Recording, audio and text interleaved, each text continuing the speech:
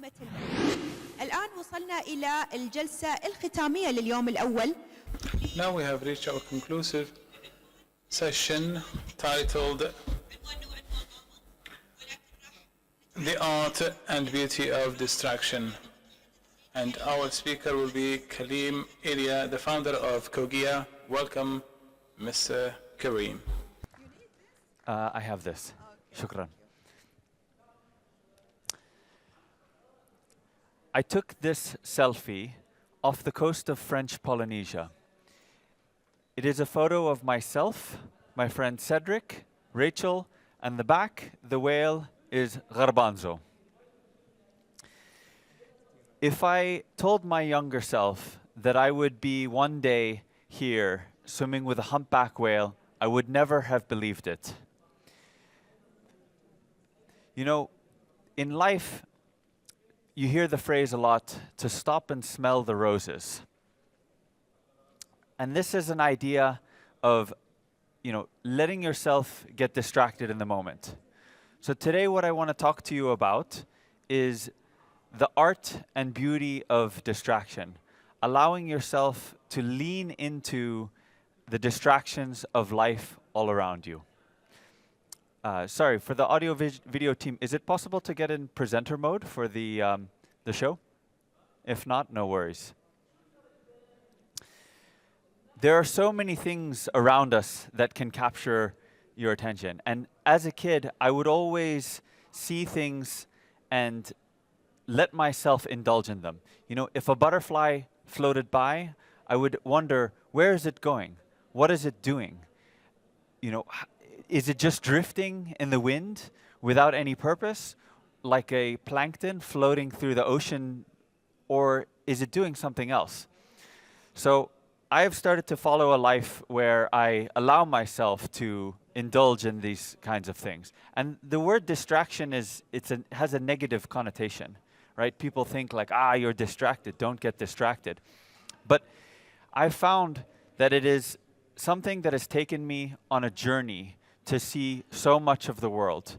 And I've done this through my photography. So before I tell you what a life of distraction looks like, I want to play for you this little video of what it looks like to be a photographer and indulge in this lifestyle.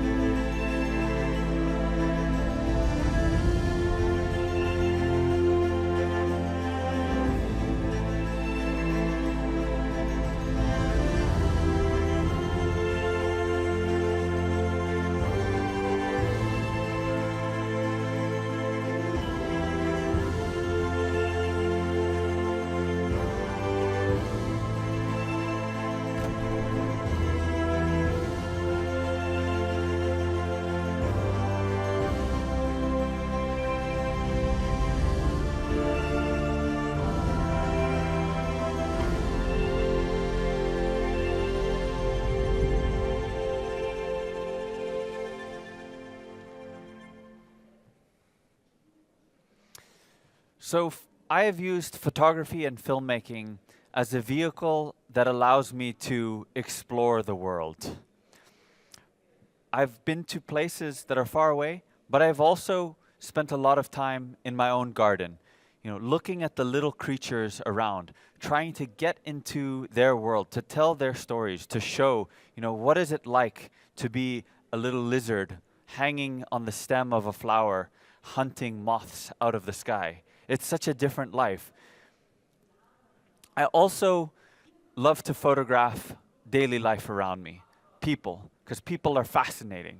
Everybody has different lifestyles, different jobs, different communities. And it has taken me to far distant places to see things that I never imagined. I was surfing in Hawaii, and I noticed that there were these turtles underwater. And I wondered, what were they doing beneath the waves? As I would get onto the wave and I would ride down, and I would see the heads of these turtles pop up, and I wondered what was going on underwater. So I took a mask and a snorkel, and I dove into the water to see what would happen. And I found a fascinating world that I could never imagine. Here, beneath the surface, were these animals that were eating algae, grasses, like cows, off the bottom of the rocks. And meanwhile, overhead, strong waves were breaking, like violent storms. And if you got caught in the wave, it would smash you down onto the rocks. But it was a world that I thought, it made me realize what else is out there in the ocean. What else is happening beneath the sea, hidden away from where our eyes normally go. So I heard about a place called Tonga in the South Pacific that you could swim with humpback whales. So I went out there and I got to spend time photographing and coming face to face with these animals that are the size, you can imagine this is the size of a bus. And sometimes they come right up to you. They'll swim next to you. They'll look into your eyes. For scale, this whale here is a baby. You can imagine how much bigger than the adults are. This is a humpback whale calf that came past me and stopped and looked in my eye. And when you look into the eye of a whale, you realize that there are so many other intelligent creatures on this planet. They really look inside of you, and you look inside their eye, and it can change your life. I've seen people who are brought to tears by these animals. I told my mother before I went to go and swim with the whales, I said, don't worry, it will be safe. I will not get in the water with them when they're fighting. But of course, this is what I did. Here are a number of male humpback whales, and they are fighting for mating rights. And they smash into each other. Their fins, they go over your head. They'll go under you. They're blowing bubbles. They're hitting each other. But they're always very gentle with people. They realize that we are small and delicate. And this is something that I've learned, that they have consideration and empathy for other creatures. This is the milk from a mother humpback whale. And when I saw this in the water, I had never seen anything like it. So I dove down and I was filming it. And all of a sudden, I'm running out of air because I'm holding my breath. And I'm running out of air. I need to go up to the surface. And then I see the calf rising up. And I thought, this is a moment that will never happen again. So I stayed a little longer. I took the photo. And after, I actually was curious about what the milk of a humpback whale tasted like. So I brought it to the surface and I tasted it. And I can report back that it was actually quite sweet. I also like to photograph and film on land. The thing about the underwater world is it's a three-dimensional space where you can explore in many different directions. On land, we're stuck to the surface. We're magnetized. If we want to go and see something from a higher angle, we have to climb a mountain. Or, for the people who are truly brave, take to the skies. But in the underwater world, things operate differently. Light beams, they dance through the water. You have this area where it seems like time stops and gravity doesn't exist anymore. You can go up or down, left or right, whatever you feel like. As long as you can get there, holding your breath or with the scuba equipment, you can see these new and fascinating things. It's a place where the line between life and death happens in a fraction of a second. This fish is called a striped marlin. It is about as big as we are, and they are the fastest fish in the world. And these little tiny fish, they clump together to try and survive. They run for their lives, and sometimes what happens is they see you and they think that you are safety, and they'll rush towards you And the marlins, they don't always stop. Sometimes they keep hunting, and so you have this thing moving at lightning speed around you, and you're wondering, is this how I will go, with a fish that has a sword on its face going inside of me? And then there's also the sperm whales, which go down into the depths, deeper waters than even the light penetrates, and they hunt giant squid using sonar like a superpower. They make clicking sounds that stun the squid, and the squid have, these giant squid, they have long tentacles with hooks on them, and they fight for their life, and the sperm whales track them down, and there's this incredible battle that takes place beneath the water that no one has ever seen. This is my favorite place in the world. It's in a cave in Tonga. It's called Swallow's Cave, and thousands of fish, they move around like rivers. As you swim through them, they swirl, and these light beams dance from the sky. This is a place where I've been many times, and every time I go, I still find something new. You know, I was there once, and I saw a little fish out of the water, and I thought, that's strange. Fish are usually in the water. It was one of those fish that makes me think, if you go back, you know, years, and your grandmother's grandmother's grandmother's grandmother's grandmother, you know, before, when we were still in the sea, that was the kind of fish sitting on the rock.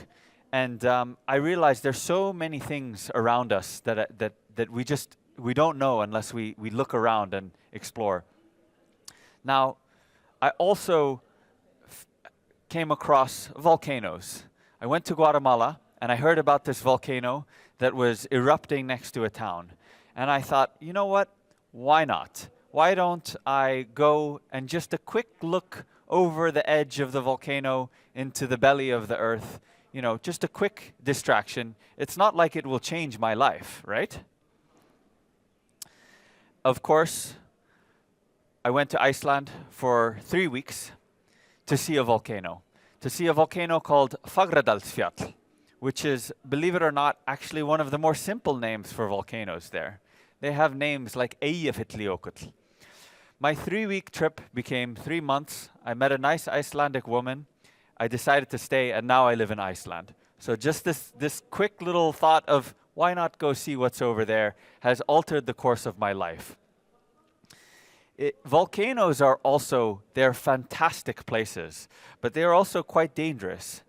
You know, it's a place where you feel the violent power of the planet as magma erupts into the sky.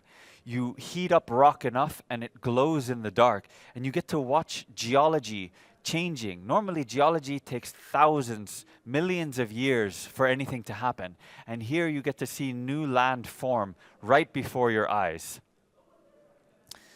This is a drone photo that shows a volcano from above as the lava is spilling out across the landscape. And it looks to me almost like a tree, or the way that mushrooms and mycelium, you know, spread. So I can sit and look at volcanoes. You know, I'll often go and I'll say, I'm going to spend, you know, an hour there, 2 hours there. What happens? The sun goes down, the sun comes back up, 10 hours go by. There was one particular occasion that I was at a volcano with my friend, and we said, okay, we'll just be a few hours and we'll go. And at some point, we started to see these green lights in the sky, dancing, moving above the volcano. And it was the northern lights.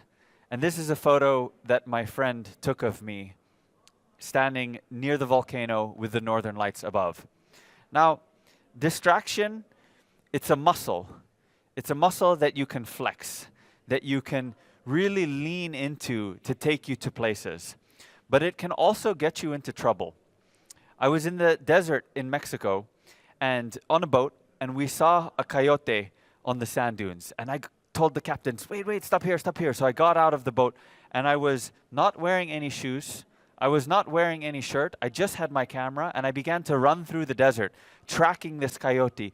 As it went down through one sand dune, I would go down through the other sand dune and catch a little bit of speed. After a few hours, I realized as the sun was coming up, you know, I didn't have any water, I didn't have any bag. I didn't have my telephone. I didn't even have the number of the boat captain. So I made it back, of course. I'm standing here today. But it's these kinds of scenarios that makes me realize that you really need to be prepared if you're going to allow yourself to indulge in these things. And when you go out in nature, you need to have good company is always important, clothes, food, gear, and knowledge of the area. But a lot of these photos I'm showing you, I took them with my camera. But you don't have to have a professional camera to see these kinds of worlds, right? You can do it even with your phone. I was in a village in the Azores in Portugal, and I was with a friend who loves insects, and he pointed out to me these ants were milking aphids. So I'll just play this video. I took this with my phone, and these ants, they take care of these aphids and milk them the way that we take care of cows and drink the milk from the cow. This is something that is taking place all around us.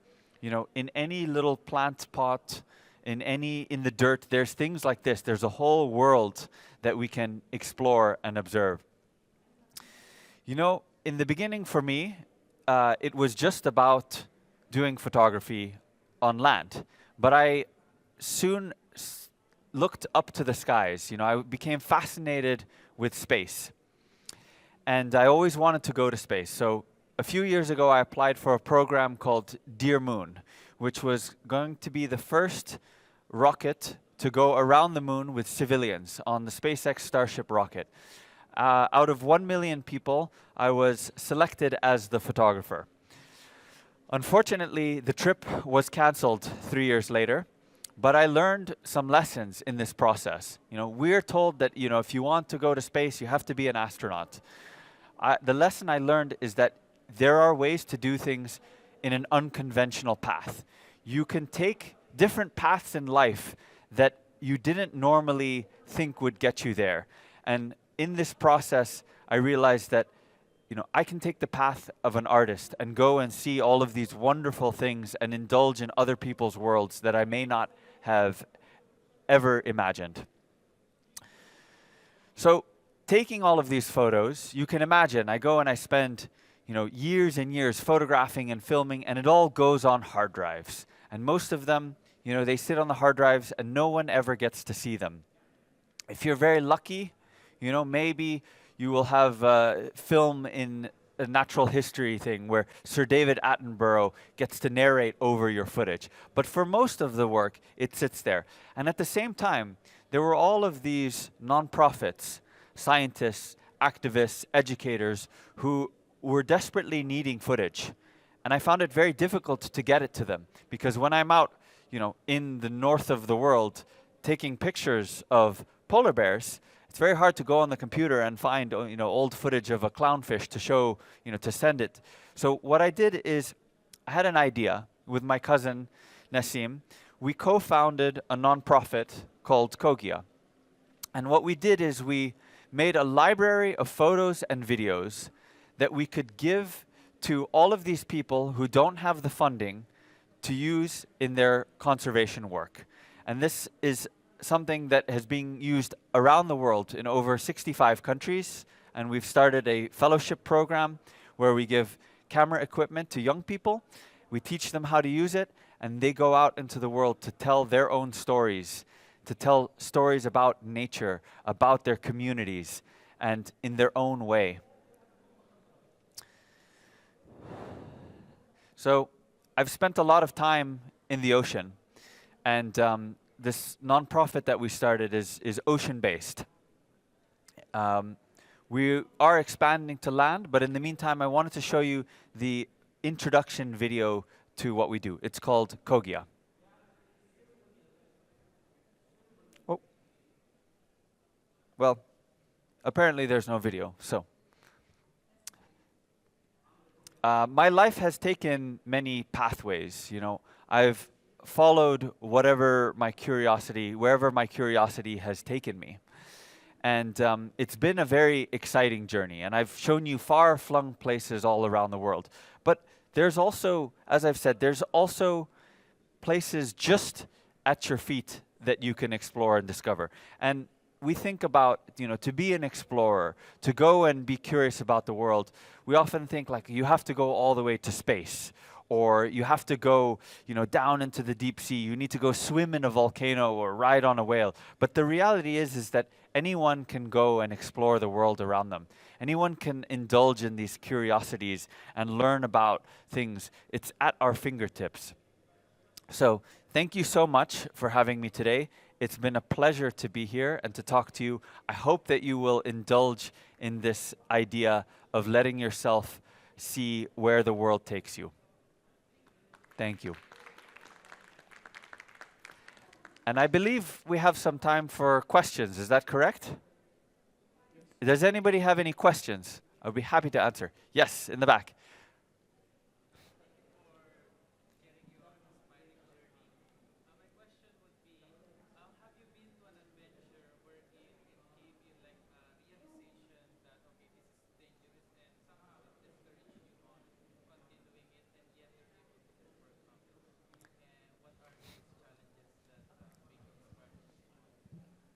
Okay.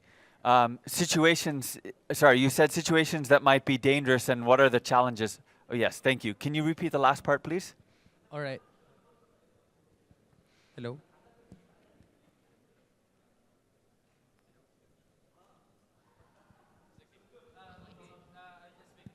Yep. Please come a little closer.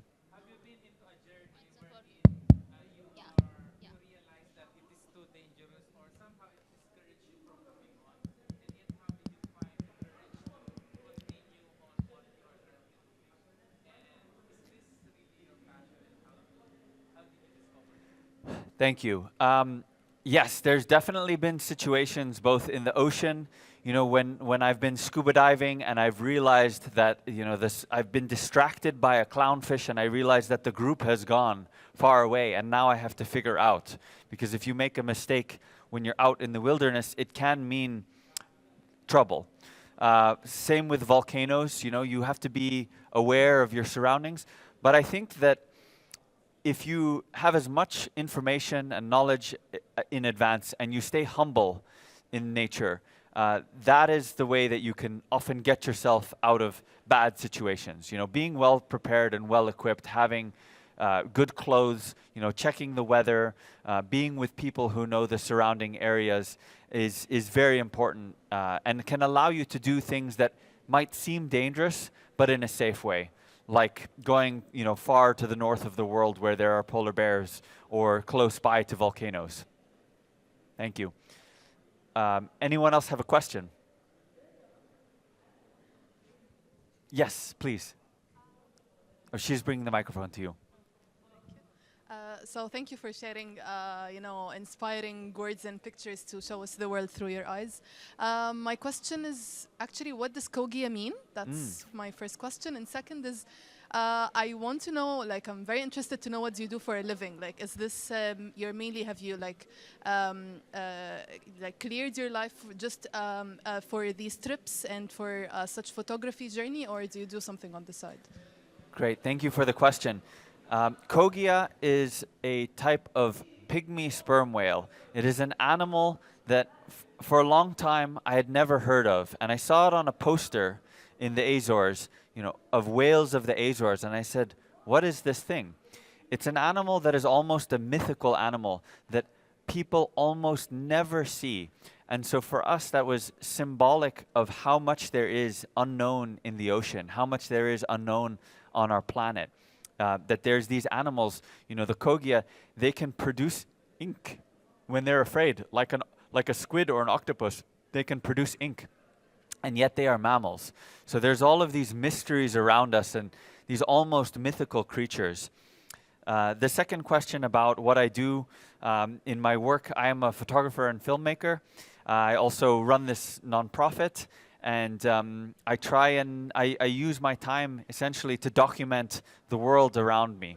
And most of the time that comes in the form of wildlife photography, showing the beauty of nature. It can be documentaries for films. There's some commercial work, doing presentations as I do today. But really the most the most inspiring thing is the nonprofit work. Working with young people to help them tell their own stories. Building this media library that helps organizations around the world. And the focus is always through visual imagery, because we found that photos and videos are a way to capture people's hearts and minds and to make the bridge between scientists and conservationists and the public. To connect that gap, to really show the important work that people are doing to protect these wild spaces. Thank you. Are there any more questions? Nope. Okay, thank you so much. Oh, you have a question?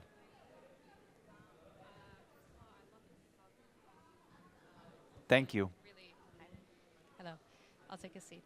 I love your photography, first of all, and I wanted to ask, how do you know, like, what's that feeling you get when you see something and you're like, oh, this is, like, do you get, like, that kind of feeling of, like, capturing it?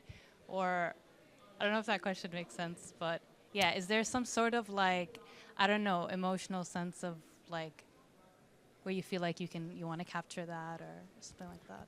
Absolutely. There's so many situations that might seem mundane on the surface, right? Like, oh, there's a lizard there. But what happens when you actually get on eye level and you try and enter into its world and to try and tell its story? Then you look at the world in a different way. And this is something that's accessible to anybody. Children do this by instinct, right? Kids are curious, they look around, they get up close. And oftentimes we lose that as adults, and we stop and we look at something from afar and we say, I know what a lizard looks like.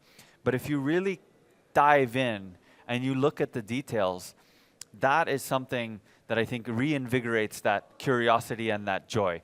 And so I do that in my daily life, and then I bring my camera with me. And as I'm photographing, I get excited and I start to play with, the light is coming from this direction. What's this thing happening?